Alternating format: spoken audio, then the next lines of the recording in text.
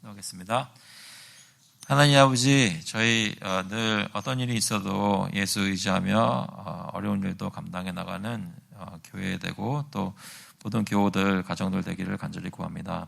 오늘도 소리 문답 살펴보면서 주님 어떻게 계명들을 지켜나가야 할지, 마음속에 어떤 생각들을 해야 될지 교훈받을 때 주님께서 저희 마음을 감화시켜 주시고 인도하여 주셔서 감사드리면서 예수 그리스도의 이름으로 기도합나이다. 아멘. 오늘 소리 문답은 78번입니다. 78번. 제 구계명이 금하는 것에 대해서 얘기를 하는데요. 제가 질문 읽겠습니다. 답을 읽어주세요. 78번. 제 구계명이 금하는 것은 무엇인가? 제 구계명이 금하는 것은 무엇이든지 진실함에 해대는 일이나 혹은 우리와 이웃의 명예를 상하게 하는 것이다. 네, 저희가 구계명 이제 금하는 것 오늘 살필 텐데요. 1번 밑에 따라가 보시면 성경 구절들이 나와 있습니다. 여기 보시면 레위기 19장 16절, 시편 15편 3절 있는데 그 시편 15편 3절은 거기 나와 있는 내용은 아마 1절일 겁니다. 거기 그의 혀로 남을 허물하지 아니하고가 3절입니다. 혹시 그것이 아니면 1절일 텐데요. 그것을 고쳐주시면 감사하겠습니다. 시편 15편 3절 그 앞에 나와 있을 텐데요. 같이 한번 읽어보겠습니다. 그의 혀로 남을 허물하지 아니하고 그의 이웃에게 악을 행하지 아니하며 그의 이웃을 비방하지 아니하며. 네. 그래서 구계명이 금하는 것들을 얘기할 때 특히 남의 이웃에 대해서 비방하는 것을 하지 말라는 말씀을 있는데요. 오늘 토론 질문 한번 보시면 1번에 제 구계명에서는 무엇이 일반적으로 금지되는가 했는데 소요리 문답에 따라서 그 두 가지로 보는 거죠. 구계명이 금하는 것은 무엇이든지 진실함에 해대는 일, 진실함을 거스르는 일하고 그리고 무엇이든지 우리와 이웃의 명예를 상하게 하는 것입니다. 이 두 가지를 놓고 제가 잠시 오늘 살펴보게 됩니다. 내 이웃에 대하여 거짓 증거하지 말라라는 이 구계명에 대해 이 구계명이 하지 말라는 것이 무엇인가? 맨 첫 번째로 제 구계명에서는 무엇이 진실함에 해대는 것으로 금지되는가 말을 하는데요. 진실을 얘기해야 되는데 그 진실을 수호하고 유지해야 되는데 그것을 방해하거나 그것에 해가 되는 일들이 무엇이냐라는 것이죠. 몇 가지 입원해서 얘기를 하는데요. 보시면 같이 한번 읽어보겠습니다. 1번 같이 여기 1이라고 되어 있는 것 같이 한번 읽어보겠습니다. 제 구계명은 진실함에 해대는 것으로 모든 거짓과 거짓말을 하는 것을 금하는데 다음과 같은 것들이다. 나쁜 짓을 하기 위해 하는 거짓말, 다른 이들을 거짓 고소하여 이윤을 취하려는 것, 우리 자신의 유익을 위해 이웃들보다 앞서기 위해 우리 말을 왜곡하는 것, 이상하고 거짓된 소식을 만들어서 놀라게 하는 것, 거짓 농담으로 놀리는 것, 또는 모든 거짓말에서와 같이 우리 자신과 다른 이들의 잘못을 덮기 위해 변명하느라 거짓말하는 것이다. 그래서 여기 방금 읽었던 것을 생각해 보시면 이런 거짓말을 하는 사람들이 어떤 마음을 가지는지가 좀 보이죠. 그러니까 내 자신의 이기적인 마음으로 다른 사람들 놀리는 것도 있고 또 해가 되게 하는 것도 있고 특별히 맨 마지막에 보시면 우리 자신과 다른 이들의 잘못을 덮기 위해 변명하느라 거짓말하는 것이다 했습니다. 보통은 저희가 정말로 그렇게 하지 않나요? 만약에 거짓말을 했던 기억이 나시면 그 왜 거짓말을 했을까? 많은 경우에 내가 잘못한 것을 덮으려고 변명하느라 거짓말을 합니다. 혹시 최근에 그런 비슷한 거짓말을 하신 적이 있으신가요? 내가 어떤 것을 했는데 그것이 잘못된 것이어서 변명하느라 다른 일을 꾸미거나 또는 모든 사실을 다 말하지 않거나 그래서 나의 말을만 들었던 사람이 그 이슈에 대해 생각할 때 진실되게 생각하지 못하게 만드는 그러니까 진실함에 해가 되는 것이죠. 그런 경험이 혹시 없으셨나요? 그런 것을 하지 말라는 것인데요. 골로새서 3장 9절 같이 한번 읽어보겠습니다. 너희가 서로 거짓말을 하지 말라. 옛사람과 그 행위를 벗어버리고 했고요. 요한계시록 21장 8절도 같이 한번 읽어볼게요. 그러나 두려워하는 자들과 믿지 아니하는 자들과 흉악한 자들과 살인자들과 음행하는 자들과 점술가들과 우상숭배자들과 거짓말하는 모든 자들은 불과 유황으로 타는 못에 던져지리니 이것이 둘째 사망이다.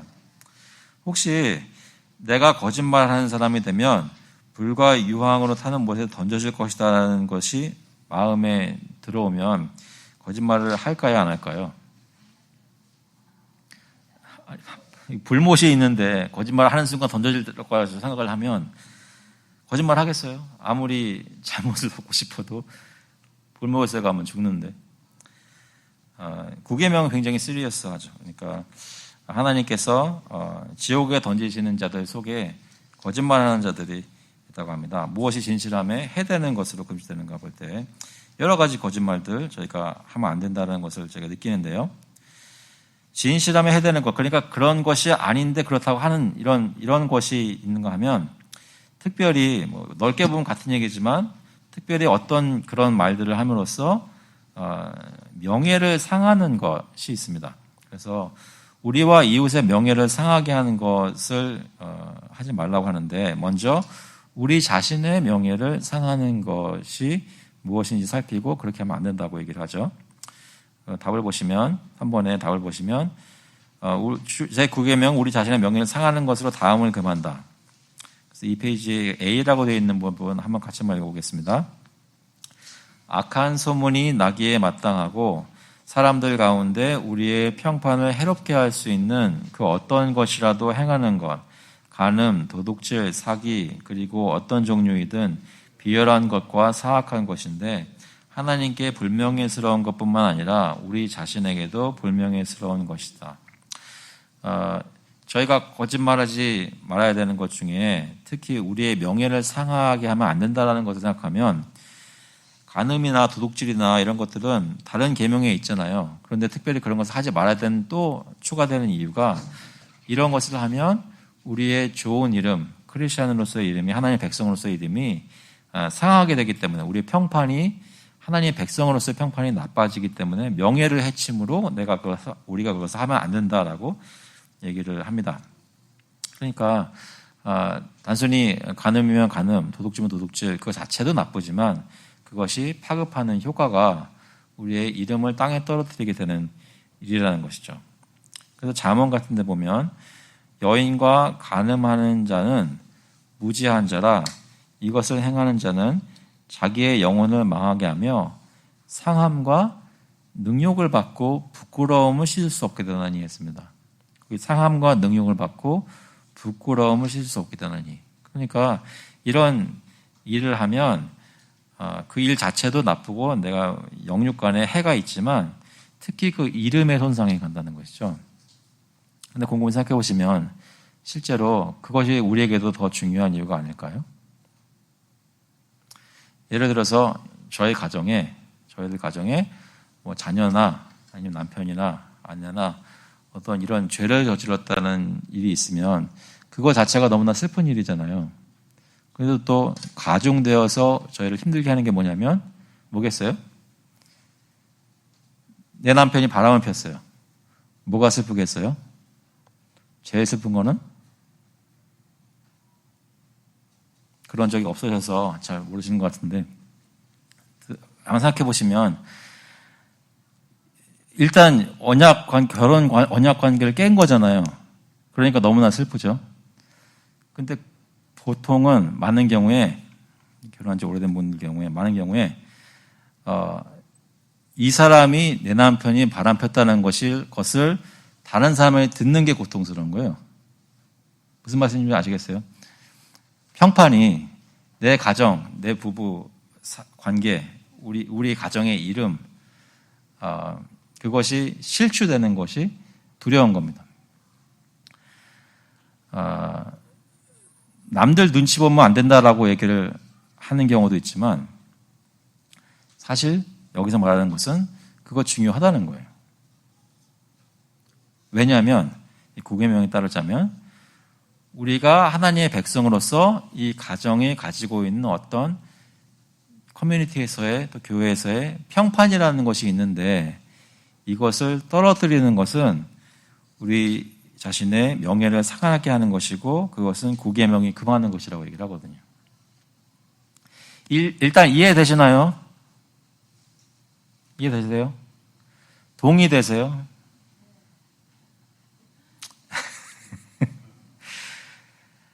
내 자신의 우리의 명예를 더럽히지 않기 위해서라도 내가 이런 짓을 하면 안 되겠다 마음에 경고가 들어오시나요? 이거 자체도 너무나 큰 죄악이지만 그것으로 인해서 내 이름이 실제하는 것, 그것 불명예스러운 것이죠. 그래서 사무엘상에 엘리 제사장이 아들들이 막 그런 남봉꾼 일을 하고 있었을 때 24절에 내 아들들아 그리하지 말라 내게 들리는 소문이 좋지 아니하니라 했거든요. 그러니까 아들들이 어떻게 하고 다니는지 내가 그 아들이 하는 것을 본 게 아니라 다른 사람들 회자되어서 나한테 온 것이 엘리의 제사장 그 아버지에게는 마음이 아픈 거예요. 그러면서 너희가 여호와의 백성으로 범죄하게 하는도다. 왜요? 이 지도자급에 있는 아들들이 그렇게 죄를 짓고 있으니까 그 이스라엘 백성들이 그 지도자의 본을 보고 또 그 평판에 따라서 행동하는 거예요. 우리도 그렇게 하면 되겠지. 그래서 하나님께서 여기 끝에 보시면 이제 나 여호와가 말하노니 결단코 그렇게 하지 아니하리라. 나를 존중히 여기는 자를 내가 존중히 여기고 나를 멸시하는 자를 내가 경멸하리라. 사람들이 어떻게 서로를 바라보고 평가를 하느냐가 그것으로 끝나는 것이 아니라 하나님 앞에 가치가 명예가 실추되는 일이 있다는 거죠. 그래서 쉽게 말해서 손가락질 당할 일들을 하지 말라는 거예요. 두 번째로 비유를 보시면 이거 같이 한번 읽어볼게요. 모든 자랑과 헛된 영광인데 거짓된 은사든 실제로 가지고 있는 은사들이든 우리가 하나님 앞에서 실제로 우리 자신의 품위를 스스로 저하시키고 그가 보시기에 경멸을 받을 만하게 만드는 것이다. 그러니까 이것은 어떤 거짓말이냐면 내가 하나님으로부터 이런 은혜를 받았다.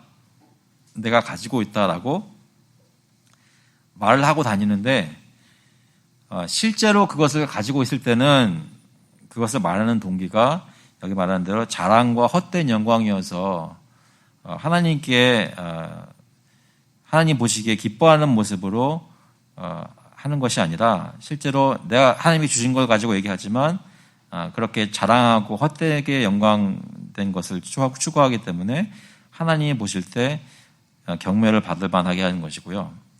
어떨 때는 실제로 하나님이 주신 게 없는데 마치 내가 그런 은사를 받은 것처럼 있는 척 하면서 사람들 앞에 또 특별히 하나님 앞에 품위가 떨어지는 것이죠. 그래서 겸손하지 않은 것이 이 구계명을 어기는 것이 됩니다. 마태복음 23장 12절 같이 한번 읽어보겠습니다. 마태복음 23장 12절 누구든지 자기를 높이는 자는 낮아지고 누구든지 자기를 낮추는 자는 높아지리라. 그러니까 우리의 명예, 우리 자신의 명예를 지키는 것이 중요한데 그렇게 지키려면 일단 손가락질 받을 만한 나쁜 일들은 하면 안 되고 두 번째로 거짓된 자랑이나 함부로 자랑하는 헛된 자랑을 하면 안 된다는 것이죠. 겸손해야 된다는 것이죠. 그 다음에 나와 있는 두 가지는 저희가 종종 생각하지 못하는 것들인데요. 한번 같이 읽어보겠습니다. 같이 읽어보겠습니다. 우리 자신에 대해 거짓 증거하는 것인데 우리가 죄짓지 않은 것에 대해 스스로를 고발하고 하나님이 우리에게 주신 은사와 은혜들을 보정하며 우리의 가치를 줄이므로 우리가 은혜로 구속받아 빠져나오게 된 것들 안에 그대로 머물러 있게 하려는 것이다. 이게 무슨 말인지 좀 생각해 봐야 되는데요. 그러니까 우리 자신이 어떤 사람들인지에 대해서 잘못 말하거나 거짓말하는 거예요. 그건 어떤 것이냐면 내가 어떤 잘못을 안 했어요. 그런데 잘못했다고 얘기를 하는 거예요. 뭐 여러 가지가 이유가 있을 수 있겠죠. 근데 실제로 내 자신에 대해서 뭐 거짓된 겸손이나 어떤 다른 사람들을 커버하기 위해서라든지 여러 가지 이유로 죄 짓지 않은 것에 대해서 스스로를 고발하고요. 하나님이 우리에게 어떤 은혜들을 주셨는데 그 은혜로 인해서 구원받고 어떤 상황에서 빠져나오고 더 이상 그 신분이 아닌데 마치 아직도 거기 가운데 있는 것처럼 행동하거나 말하는 것이 또한 우리의 명예를 실추시킴으로써 구계명을 범하는 것이 된다고 합니다. 여기 예로 나와 있는 것이 골로새서 2장 16절인데요. 같이 한번 읽어보겠습니다. 그러므로 먹고 마시는 것과 절기나 초하루나 안식일을 이유로 누구든지 너희를 비판하지 못하게 하라. 그러니까 예수님께서 오셔서 예수님을 믿은 사람은 더 이상 어떤 절기나 초하루, 구약의 성도들에게 요구됐던 율법의 이런 것들이 이제는 그리스도한테 성취됐기 때문에 더 이상 그 자리에 있지 않다라고 얘기를 복음을 통해서 들었는데 어떤 다른 종교성이나 다른 거짓 선생들의 말을 듣고 빠져나온 것인데 아직까지 거기 들어가서 행동하는 것. 그것은 구계명을 범하는 것이란 말입니다. 잘 이해되세요? 이거는 약간 좀 잘 와닿지 않을 수 있는데요. 왜냐하면 저희 문화가 잘못했습니다라는 말을 쉽게 하기 때문에 그럴지도 몰라요. 저도 그런 편이에요. 죄송합니다라는 말을 잘하는 편이에요. 근데 거짓말한 것 같지는 않아요. 그러니까 정말 죄송했거든요. 그래서 죄송한다고 말씀드리는데 반복되다 보면 진짜로 죄송해도 문제죠. 자꾸만 죄송할 일을 하는 거니까. 근데 저희 마음에 내 자신을 깎아내리는 그런 것 또한 구계명을 이제 범하는 거란 말이죠. 특히 하나님이 나의 모든 죄를 용서해 주시고 더 이상 율법에 매여서 살지 않게 해주시고 어떤 절기나 그런 것에 구애받지 않도록 하시고 자유를 누리도록 나의 상태를 예전에 어떤 몽학 선생의 밑에 있는 자리에서 자유한 성숙한 성도의 백성의 자리를 옮겨주셨는데 이 자유를 누리지 않고 아직도 옛날 것에 있는 것처럼 매여 사는 것은 하나님의 백성의 고귀한 신분을 깎아내리는 것이기 때문에 구계명을 범하는 것이란 말입니다. 이해되시죠? 그러니까 내 자신을 생각할 때도 헛된 자랑이 아니라 주님이 진짜로 주신 것을 누릴 수 있어야 한다는 것입니다. 그 다음에 이제 D 같은 경우에, D 말씀하기 전에 이거 쉐어 한번 해볼게요. 전에 말씀드렸던 것 같은데요.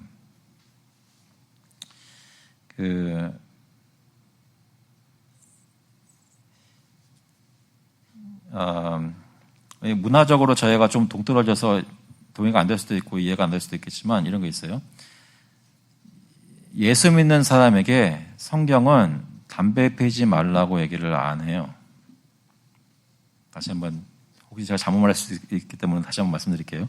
예수 믿는 사람들에게 담배 피지 말라고 성경은 얘기를 안 해요. 어떤 문화적인 그 배경에서는 담배 피지 않는 것이 지혜로울 수 있어요.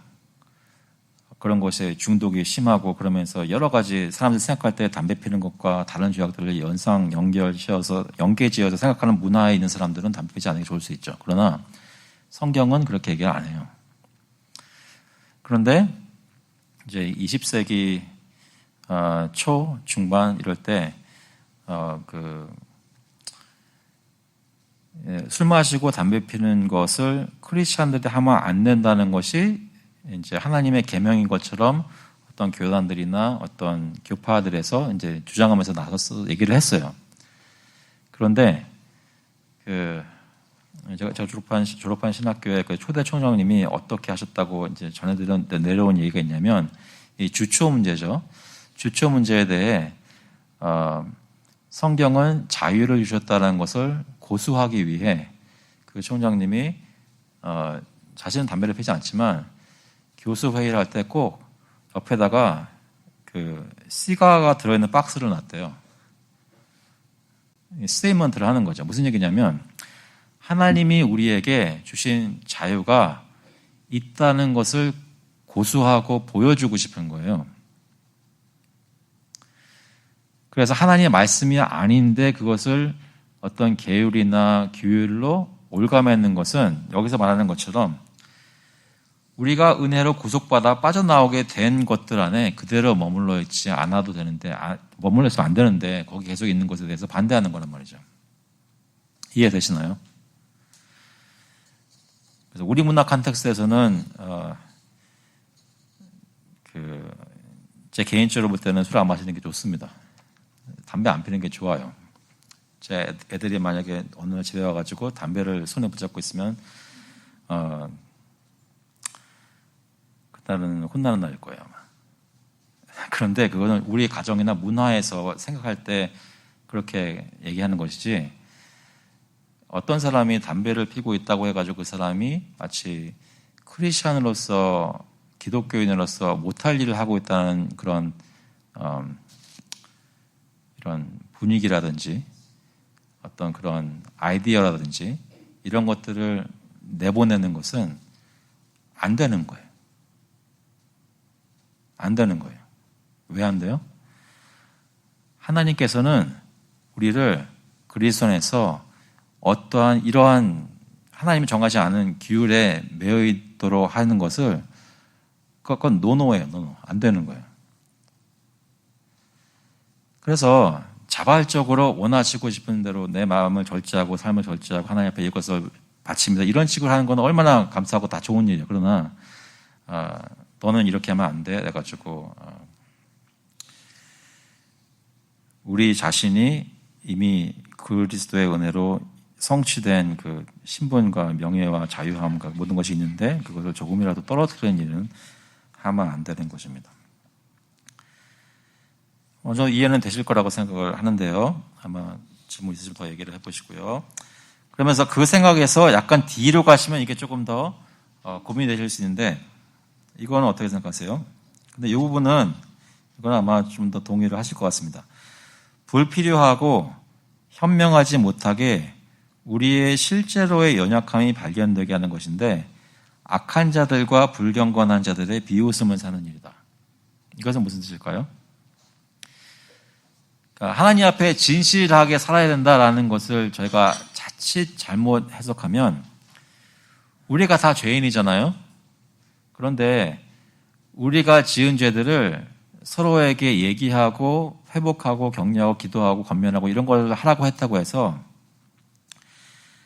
불필요하고, 그 상황이나 시점에 불필요하고 지혜롭지 못한데 내가 이런 식으로 죄를 지었습니다라고 막 드러내어서 얘기를 하는 거예요. 이런 건 역시 의도하지 않게 하나님이 우리에게 주신 그 명예를 실추시키는 일이기 때문에 바람직하지 않다고 하는 것입니다. 특히 잘못되면 악한 자들과 하나님의 백성이 아닌 사람들이 손가락질할 수 있게 만드는 빌미가 되기 때문에 현명하지 못하다는 거예요. 이 얘기는 우리가 죄가 없다고 얘기하는 것이 아닙니다. 하나님께서 어떤 사람이나 다른 사람들 앞에서 얘기하기 힘들 만한 부끄러운 일들을 다 한 것들이 있을 수 있습니다. 그러나 그렇다고 해가지고 그것을 주님 앞에 또 하나님 백성에게 설축하겠다고 해서 아무런 그런 것을 얘기해서 덕을 끼치는 것이 없는데 드러나서 막 얘기를 하고 다니는 것은 좋지 않다는 것이죠. 이해되시나요? 한 가지 예를 들게요. 이건 저에게 누가 해준 말씀인데요. 그러니까 어떤 일이 있었다고 얘기를 해주신 건데,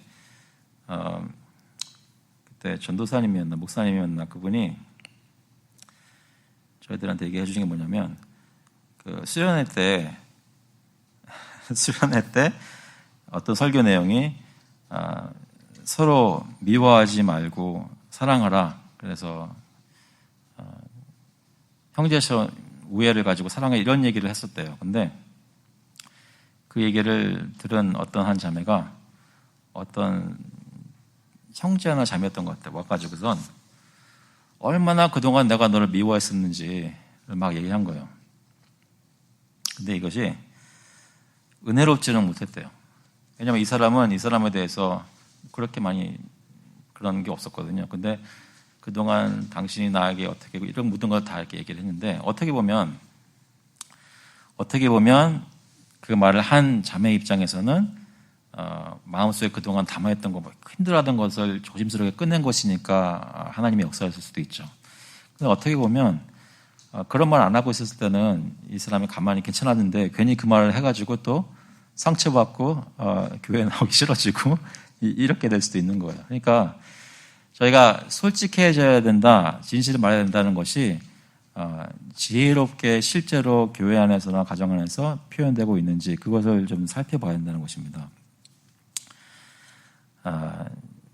미묘한 차이인데 지혜가 필요한 것이죠. 이것을 핑계로 죄악을 숨기고 다른 사람을 몰래 회칠한 무덤처럼 이렇게 살라는 것이 아니라 어떤 것을 드러내어서 고백하고 회개하고 할 수 있는 그런 계기를 만들어주는 때가 있는데 그거에 상관없이 혹시 헛된 자랑이나 헛된 영광으로 현명하지 못하게 우리 실제로의 연약함이 발견되게 하는 일이 없도록 해야 한다는 것입니다. 혹시 이해되세요? 동의되시나요? 만약에 저와 여러분이 서로의 삶에 대해서 지저분한 것 다 알 수 있는 눈이 있다면 어떨까요?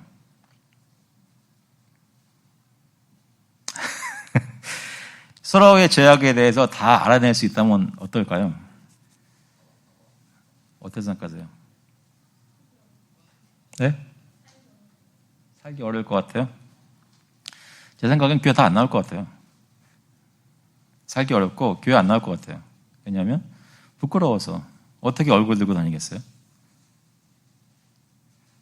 한번 생각해 볼 문제입니다. 왜냐하면 우리가 이렇게 공동체를 이루며 서로를 용납하고 이 정도 살 수 있는 것은 어떤 면에서 보면 같은 예수 믿고 같은 신앙 안에서 그런 것이 있기 때문에 하는 거지만 또 한 면에서는 우리가 서로를 알 만큼 알지 못해서 그런 것도 가능한 것도 있어요. 그 평판이라는 것을 생각해 보면서 이런 묵상까지 하게 되는 겁니다. 우리가 사람들 앞에서 어떤 이름을 가지고 유지하고 사는지, 그것을 어떻게 중요하게 생각해야 되는지, 그것을 해되게 할 수 있는 것들이 어떤 것이 있는지, 특히 해되게 하는 것이 진실되지 못하는 것이 그걸 해되게 하는 것인데 그것을 어떻게 나타나고 유지할 것인지 생각해 보게 되는 것이죠. 이해되시나요? 이 이슈에 대해서? 그러면 네 번째로 제9계명은 무엇을 우리 이웃의 명예를 상하는 것으로 금하는가? 이제 우리 자신의 명예를 상하는 것 금하기도 하지만 이제는 다른 이웃, 조금 더 저희가 얘기를 많이 하는 것들이죠. 이웃의 명예를 상하는 것은 무엇이 있는가? 첫 번째 보시면 3페이지에 여기 보니까 위증죄가 있습니다. 또는 거짓 맹세하고 거짓 고소하는 것, 또는 어떤 방법으로는 스스로 거짓 증거하는 것, 또는 다른 이들을 매수하여 우리 이웃에 관해 거짓 증거하게 하는 것. 그냥 거짓말해서 사람들에게, 다른 사람에게 해를 입히는 거잖아요. 여기 디모데후서 3장 1절부터 3절까지 말씀 같이 한번 읽어보겠습니다. 너는 이것을 알라. 말세에 고통하는 때가 이르러 사람들이 자기를 사랑하며 돈을 사랑하며 자랑하며 교만하며 비방하며 부모를 거역하며 감사하지 아니하며 거룩하지 아니하며 무정하며 원통함을 풀지 아니하며 모함하며 절제하지 못하며 사나우며 선한 것을 좋아하지 아니하며. 말세에 사람들이 어떤 죄를 저지르는지를 얘기하는 것인데 거기 보니까 자랑하며 교만하며 비방하며 부모를 거역하며 이런 얘기들이 있습니다. 그러니까 이웃에 대해서 어떻게 증거하고 어떻게 얘기하느냐, 이것을 얘기하고 있는 거죠. 불의한 증인들이 일어나서 내가 알지 못하는 일로 내게 질문하며 거짓 증인은 벌을 면하지 못할 것이요 거짓말을 하는 자도 피하지 못하리라. 백성과 장로와 서기관들을 충동시켜 잡아가지고 공회에 이르러, 스데반에 대해서 얘기하는 건데요, 거짓 증인들을 세우니. 그래서 하나님의 백성들 사이에 또는 하나님의 백성을 향해서 세상이 거짓 증인 서는 것, 하나님께서 그 죄라고, 위증죄라고 하십니다. B를 보시면 우리 이웃을 확실하지 않거나 작은 일에 대해 판단하고 나쁘게 말하고 성급히 견책하는 것인데, 특히 우리 자신이 같은 일에 대해 죄를 짓거나 더 큰 잘못을 하는 것. 혹시 이런 경우를 경험하신 적이 없으신가요?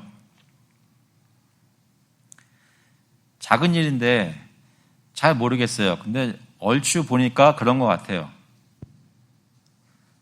무슨 얘기냐면 주일날 교회 왔는데 남편과 아내가 부부가 들어와요. 근데 뭐 얼굴이 웃고 있지는 않아요. 그냥 서로 안 봐요.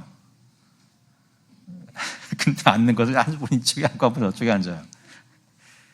그럼 어떤 걸까요? 오다가 싸운 거잖아요. 오다가 싸운 거예요, 근데? 모르잖아요. 근데 정황을 보아하니 싸운 것이라고 생각하면서 아유, 지난번 소그룹 때 부부끼리 싸우지 말라고 그랬는데 또 싸웠네. 판단하면서 가서 또 사랑을 나눈다고. 요즘 힘들지? 이렇게 한마디 또 해줘요. 그럴 수 있다는 거죠. 확실하지 않거나 작은 일들에 관해서 판단하고 나쁘게 말하고 성급히 견책하는 것. 여기 사도행전 보시면 28장에 4절에 보시면 바울이 이제 잡혀가는 거죠, 로마로. 그러다가 그 멜리데라는 섬에 표류하게 됐습니다. 그때 원주민들이 이 짐승이 그 손에 매달려 있는 걸 보니까 뱀이 바울을 물은 거예요. 독사가 물었는데 보면서 서로 말하되 진실로 이 사람은 살인한 자로다. 바다에서는 구주를 받았으나 공의가 그를 살지 못하게 함이로다라고 판단하고 이미 정죄 다 했어요. 근데 그 사람들이 뒤집어진 것은 이제 죽지 않았거든요. 그래서 다시 바울이 결백한 것이 증명됐죠. 마태복음 7장 1절하고 3절 같이 한번 읽어보겠습니다. 비판을 받지 아니하려거든 비판하지 말라. 어찌하여 형제의 눈 속에 있는 티는 보고 내 눈 속에 있는 들보는 깨닫지 못하느냐. 형제들에게 대해서 너무 티를 잘 보는 겁니다. 그런데 하나님은 저희에게 그 형제 속에 있는 티보다 내 눈 속에 있는 들보가 더 크다고 얘기를 하는 거겠죠. 형제들아 서로 비방하지 말라. 형제를 비방하는 자나 형제를 판단하는 자나 형제를 판단하는 자는 그 율법을 비방하고 율법을 판단하는 것이라. 내가 만일 율법을 판단하면 율법의 준행자가 아니요 재판관이로다. 저희가 사장수훈 얘기 말씀 나누면서 했던 것 중에 하나가 내가 심판주가 아니라 하나님이 심판장이라고 하시는 말씀을 들었던 거 기억합니다. 그래서 우리가 확실하지 않은데 함부로 다른 사람에 대해서 판단하고 나쁘게 말하는 건 저희가 하면 안 됩니다. 왜냐하면 그렇게 하는 것은 우리 이웃의 명예를 상하게 하는 것이고 그의 명을 범하는 것이 됩니다. C 한번 볼게요. 같이 한번 읽어보겠습니다. C. 비웃고 조롱하고 매도하고 비난하는 말들을 우리 이웃에 면전해하고 뒤에서 욕하는 모든 것인데 그들이 마땅히 받아야 하는 평판을 상하게 하거나 받지 못하게 하는 것.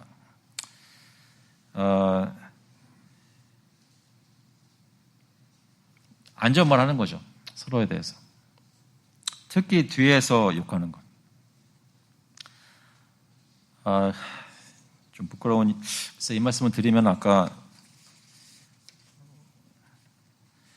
우리 실제로 연약함이 현명하지 못하게 발견되게 하는 것인지 아닌지 모르겠어요. 근데 제 연약함 말씀드리자면, 어디 가서 밥 먹고 이제 커피 마시러 갔는데, 제 목사님 친구예요. 근데 이제 얘기하다가 교회들에 대해서 얘기 나왔어요. 그래서 제가 예전에 있던 교회에 대해서 얘기를 하게 됐어요. 근데 이제 목사님 친구니까 좀 마음에 가드를 내려놨었나 봐요. 그래가지고 제 마음에 어떻게 느꼈는지 좀 얘기를 좀 했어요. 그 사람과 교제할 때 어떤 목회적인 이슈에 대해서 있는 그대로 다 얘기를 한 거니까요. 딱 일어나서 뒤를 보니까 예전에 했던 교회 성도님도 앉아있더라고요. 그래서 근데 잘 몰랐는데 집에 와서 잠깐만 있어봐. 내가 이분하고 얘기했던 걸 들었으면 어떡하지라는 생각이 드는 거예요. 제가 욕하는 건 아니었는데 심하게 비평했어요. 근데 그분이 거기 안 계셨단 말이에요. 근데 저하고 얘기했던 목사님은 제가 그렇게 구체적으로 얘기해서 누군지 몰라요. 모를 수 있어요. 근데 내 뒤에서 만약에 들어선 사람은 대박 알 수 있는 거예요. 그래가지고 근데 그런 와중에 이거를 준비하고 있었어요. 아차 싶더라고요. 혹시 그런 적 있으신지 모르겠습니다. 근데 그 말을 하고 있을 때는 잘못한 게 아니라는 생각이 있었기 때문에 얘기를 한 건데 지금 생각해보니까 잘못한 것 같아요. 그 언제 좀 느끼게 되냐면 나하고 사역했던 그 교회의 다른 목사님들이 저기 어디 멀리 가가지고 저에 대해서 그렇게 얘기하고 있으면 내가 어떻게 느낄까 생각해보니까 잘못한 거 맞더라고요.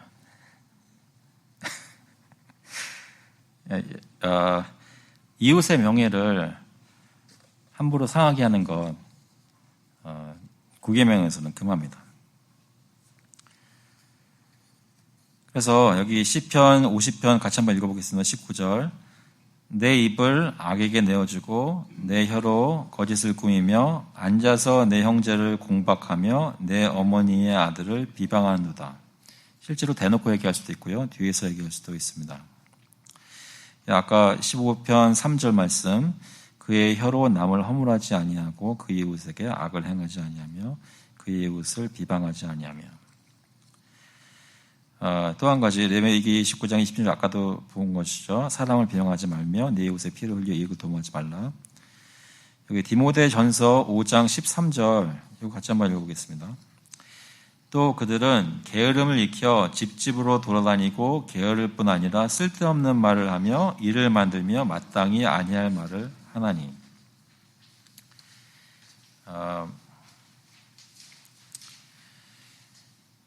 그래서 그 성경은 저희가 열심히 일하라고 하고 저희가 막 놀고 있거나 빈둥빈둥 되는 것을 경계하는 것 이유 중에 하나가 우리는 절대로 가만히 있지 않거든요. 그래서 쓸데없는 말을 특히 이웃에 대해서 비방하는 말을 하기도 합니다. 그 다음 페이지 4페이지 마지막 보시면 D 같이 한번 읽어볼게요. 좋은 증거도 없이 우리 이웃에 대해 나쁜 평가를 하거나 받아들이는 것이다. Raising or taking up evil reports against our neighbors without good proof. 이거는 주로 소문에 관해서 얘기하는 건데요.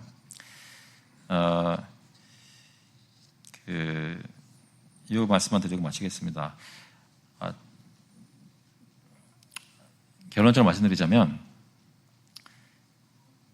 지금 최근 1, 2년, 2, 3년만큼 누구나 어떤 사람이나 특히 이제 어떤 자리에 있는 사람, 정치인이든 어떤 교회 목사님들이든 아니면 또 어떤 사람, 어떤 이슈에 대해서든 누구든지 쉽게 어떤 가설을 만들어서 그런 것처럼 마치 뉴스에서 나오는 것처럼 그 영상을 만들어서 이렇게 유튜브에 올리고 카톡으로 번지게 하기에 쉬운 세상이 없습니다. 지금 그렇게 하는 게 너무나 쉬워요. 그런데 그게 지금 현실이에요. 근데 우리가 해야 될 것은 뭐냐면 뭘 딱 들었을 때 그거에 대해서 확실한 증거가 없어요. 그 사람이 말하는 것 밖에는. 그러면 그것만 듣고 그것에 따라서 어떤 다른 사람이나 단체나 정치인이나 이런 것에 대해 마음속에 평가하고 또 그 소문을 이렇게 받아들이는 것을 하면 안 된다는 거예요. 안 된다는 거예요. 여기 출애굽기 23장 보시면 너는 거짓된 풍설을 퍼뜨리지 말며, 그러니까 내가 그 풍설을 시작한 사람이 아니다 하더라도 내가 들은 것을 쉽게 전하거나 이건 누르기만 하면 딴 데 가는 거거든요. 그렇게 해서 결과가 악인과 연합하여 위증하는 증인이 되지 말라고 합니다. 그래서 이것은 저희가 우리 삶이 어떤 스타일인지 다 다르시겠지만 혹시 적용되는 부분이 있다면 오늘이라도 당장 바꿀 수 있는 것이에요. 잘못된 소문, 확실하지 않은 소문, 진실일 수도 있고 아닐 수도 있어요. 그땐 소위 미국 사람들 얘기하는 그 팩트 체크를 해보셔야 돼요. 제 가족 중에 한 분이 친척 중에 한 분이 카톡을 보냈어요. 근데 어떤 것에 대해 경고하는 얘기가 있는 거예요. 그래가지고 근데 정말 그럴까 하는 생각이 들더라고요. 그래가지고 누가 어디서 무슨 말을 했는데 그 어떤 다른 신빙성 뉴스에서 이런 보도가 떴다는 걸 근거를 해가지고 막 이렇게 얘기하는 거예요. 그래서 그런 건 쉽잖아요. 그러니까 그 다른 뉴스 미디어의 웹사이트에 가가지고 그 사람에 대해서 쓴 기사가 있는지 한번 쳐봤어요. 그러니까 안 나오더라고요. 그런 기사가 있은 적이 없어요. 그런데 어떤 사람이 한인인데 어떤 이렇게 돼가지고 했다는 그걸 갖다가 가져다가 만든 거예요, 하나. 어떤 얘기를 하려고, 자기가 하고 싶은 얘기를 하려고 이런 일들이 보도되었습니다 하고 얘기를 만든 거예요. 그럴 때는 여러분 그런 경우가 되게 많은데 들으시고 정말 그런지 한번 확인해 보세요. 좋은 증거가 없이 우리 이웃에 대해서 나쁜 평가를 하거나 받아들이면 안 된다고 합니다. 잠언 29장 관원이 거짓말을 들으면 그의 하인들은 다 악하게 되느니라. 관원을 부모로 바꿔보세요. 부모가 거짓말을 들으면 그의 자녀들은 다 악하게 되느니라. 남편이 거짓말을 들으면 그 아내들은 다 악하게 되느니라. 목사가 거짓말을 들으면 교인들은 다 악하게 되느니라. 무슨 말인지 아시겠죠? 나 혼자만 그 소문을 듣고 내가 잘못되는 것이 아니라 나로 인해서 나라와 연결된 사람들이 다 잘못된 평가를 하게 된다는 것입니다. 그래서 제 9계명은 무엇이든지 진실함에 해대는 일이나 혹은 우리와 이웃의 명예를 상하게 하는 것을 금합니다. 아시겠죠? 이해되시나요? 저 삶 속에 혹시 다른 사람이나 내 자신에 대해 그것이 아닌데 그런 것처럼 얘기하는, 그래서 명예를 실추시키는 일이 있는지, 아니면 그것이 아닌데 그것처럼 진실을 왜곡해서 말하는 일이 있는지 살펴보고 그것을 그만한 일이 제 마음에서 변화가 있기 때문에 이루어질 수 있도록 기도할 수 있기를 바랍니다. 같이 한번 기도하고 마치겠습니다. 하나님 아버지, 저희 거짓말을 하지 않고 진실되게 살았다고 생각을 했는데 실제로 거짓 증거하지 말라는 계명이 어떤 삶의 영역들을 터치하는지를 살펴보니까 여러 가지 부분에서 내 자신의 명예도 실추시키고 또 이웃의 명예도 실추시키고 또 진실되지 않은 것인데 진실되다고, 아니면 진실된 것인데 그렇지 않다고 쉽게 말하였던 것을 보게 됩니다. 주님께서 저희를 용서해 주시고 다시는 그렇게 하지 않도록 저희 마음의 변화를 주셔서 저희가 조심하게 하시고 또 주님께 늘 묻게 하시고 마음속에 내 자신을 아끼는 것처럼 또 이웃을, 그 이름을 아낄 수 있도록 해주시고 내 자신도 하나님께서 구원해 주셨는데 함부로 비천한 곳에 이름이 얼려지지 않도록 주의할 수 있도록 주님께서 인도하여 주셔서 오늘 시간 주신 거 감사하고 예수 그리스도의 이름으로 기도합나이다. 아멘.